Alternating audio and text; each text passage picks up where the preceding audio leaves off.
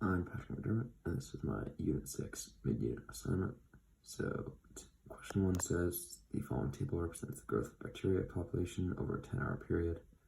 As you can see all the variables in there, and determine the average rate of change over each 2 hours interval. What is the average ROC over 10 hours?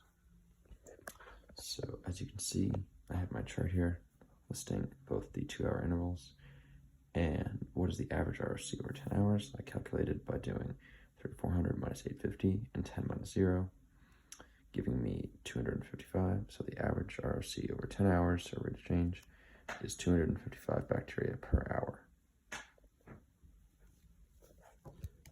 2a says the height of a shot put can be modeled by the function height at time equals negative 4.9 squared plus 8t plus 1.5. Determine the average rate of change between 0.8 and 1 seconds. So as you can see here, I plugged 1.8 and 0.8 in to get their corresponding values, and then I plug that in my average rate of change formula, doing 0.8 and 1.8 minus each other, so 4.764 minus 0.024 and 0.8 minus 1.8, which gives me negative 4.74. And therefore the average rate of change between the two is negative 4.74 meters per second. Question C says, estimate the instantaneous rate of change at the point you chose in point B.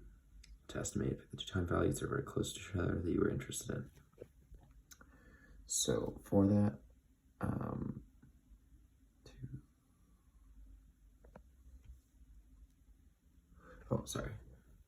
2b asks, at what point do you think a shot put was traveling the fastest? What factors did you use to make your inference?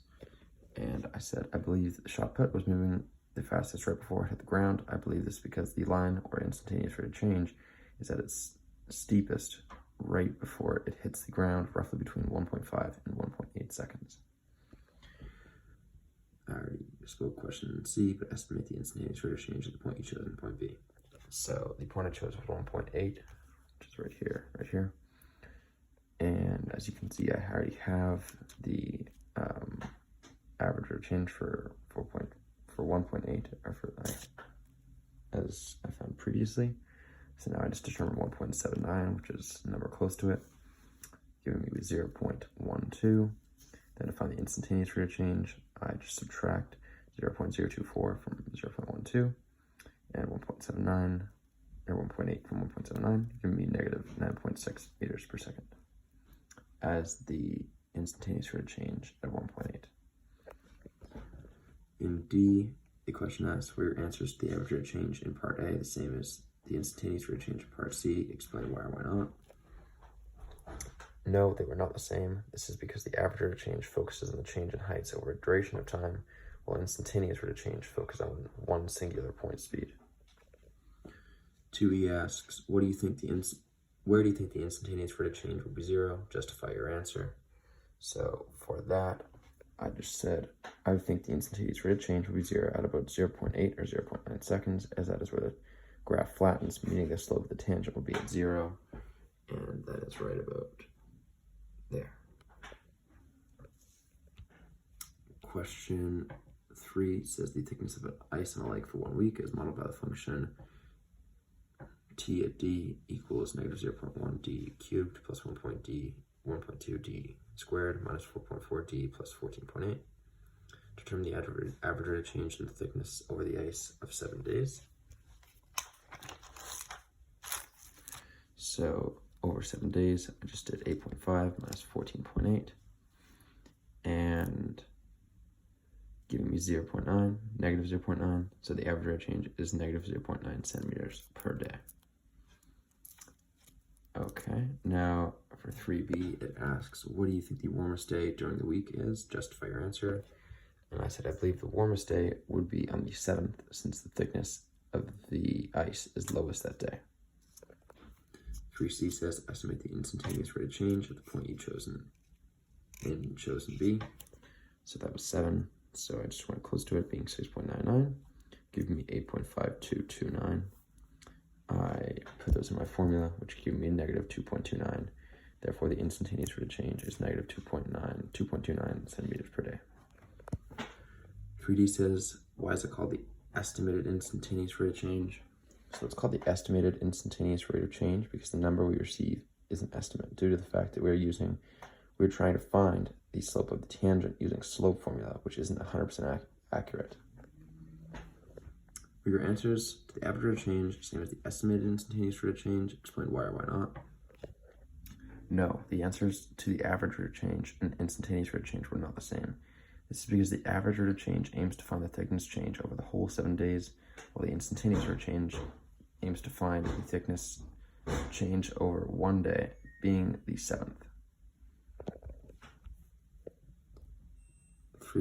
4A, water is drained from a large tank.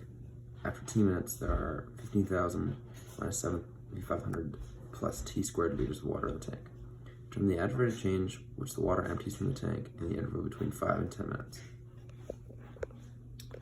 So here I have my formula up top, and I plugged 5 and 10 in, which were my points, and then plugged that into the average rate of change formula, which gave me negative 74.85 liters per minute. So the average rate of change in the interval between 5 and 10 minutes is negative 74.85, 7,485 liters per minute.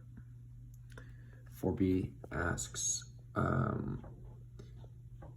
sorry, this is like, I'm calling this 4, but because there's 2 3s, so this is 4. 3 or 4B says determine the average rate of change at which the average rate at which the water empties from the tank in the interval between 9 and 10 minutes. So I just did the same thing, 9 and 10, giving me 82,581 and 75,100. I plug that into my average rate of change formula, which gives me negative 7,481 liters per minute. Estimate the rate at which the water runs out after exactly 10 minutes. So I just did, I already had 10. I had to plug in 10.01 to find that new value. I plug both of those into the formula, which gives me negative 7,480 liters per minute. 3, or technically 4D asks how much water is in the tank at exactly 10 minutes. And since I already had that value in the past, therefore there's 75,100 liters in the tank at exactly 10 minutes. 4, or technically 5, asks the population of a small town is modeled by the function negative 2t cubed plus 55t squared plus 15t plus 22,000. What is the initial population? So the initial population is just 22,000, as if you set it to 0, that's what you get. Question B asks, what is the population at the end of 10 years? So I just plug 10 in as my variable, which gives you the population of 25,650 at the end of 10 years. What is the average rate of change over 10 years? So I just plugged in my value of the population after 10 years and the original after 0, which gives you 365. So the average rate of change is 365 people per year. 5D asks, estimate the instantaneous rate of change at the end of the 10th year. So I chose a figure close to 10, which is 9.99, and plugged it into my equation, which gives me 25,644.85. And then plug this into my equation, which gives me 515. So the instantaneous rate of change at the end of the 10th year is 515 people per year. 5E asks, what is the difference between your answer in B and D? So my answer in part B reflected the specific population at the end of the 10th year, while part D reflected the instantaneous rate of change of at the end of the 10th year, meaning the change in the population per year. The final question, question 5 or 6 technically, says the distance d in meters that it takes the vehicle to stop from a speed s in kilometers per hour can be modeled with a function d at s equals 0.01 s squared minus 0.25 s plus 10. Finally, last question asks distance d in meters that it takes the vehicle to stop from a speed s in kilometers per hour can be modeled with a function d at s equals 0.01 seconds squared minus 0.25 seconds plus 10. What does the average ROC, rate of change, represent this situation? The average rate of change represents the average distance that a vehicle takes to completely stop over a set period of time. Determine the average change of the distance Determine the average rate of change in the distance of the vehicle for each interval: 20 to 30 kilometers, 40 to 50, and 80 to 90. So as you can see, the three are here. I just determined what that would equal when plugged in the equation for both. I had both values and plugged it into my average rate of change formula, which gives me 0.25 meters per kilometer per hour. I did the same thing with 40 and 50, giving me these two numbers, which I plugged in my average rate of change formula, giving me 0.65 meters per kilometer per hour. And finally, the average rate of change, I did the same thing, and plugged them both in, which give me 1.45 meters per kilometer per hour. Describe the change in stopping distance changes as the speed increases. As the speed continues to increase, so does the stopping distance. Part D, find the stopping distance at 70 kilometers per hour.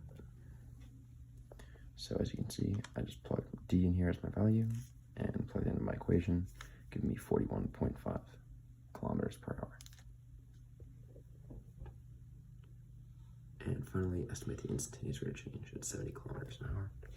So my instantaneous rate of change formula, which I have the answer to that being 41.5, but I don't have 69.99, which is what I need. So I figure out 69.99 by plugging it into my equation, which gives me 41.4885.